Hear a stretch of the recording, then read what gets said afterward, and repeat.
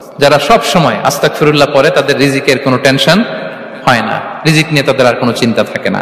আল্লাহর নবী নূহ আলাইহিস সালাম যিনি ওনার জাতিগোষ্ঠীকে বলেছিলেন ফাকুলতু আস্তাগফিরু রাব্বাকুম ইন্নাহু কানা গাফফারা, তোমরা বেশি বেশি ইস্তেগফার পড়ো, তিনি ক্ষমাশীল।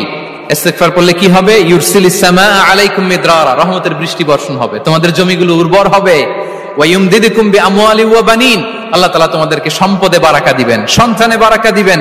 ওয়া ইয়াজআল লাকুম জান্নাতিন ওয়া ইয়াজআল লাকুম আনহারা, তোমাদের ফসল ক্ষেতগুলো সবুজ শ্যামল হয়ে ভরপুর হবে, তোমাদের রিজিকে বারাকা নেমে আসবে।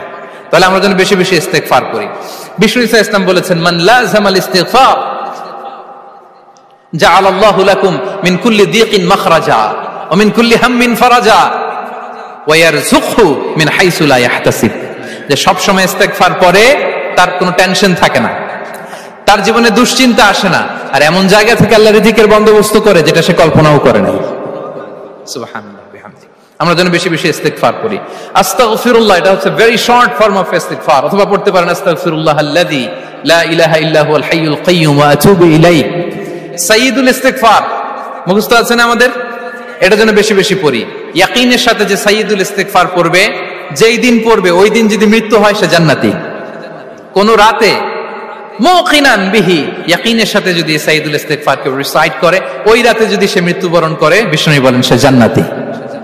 তাহলে প্রিয় ভাই এবং বোনেরা, আমরা যেন ইস্তেগফার করি।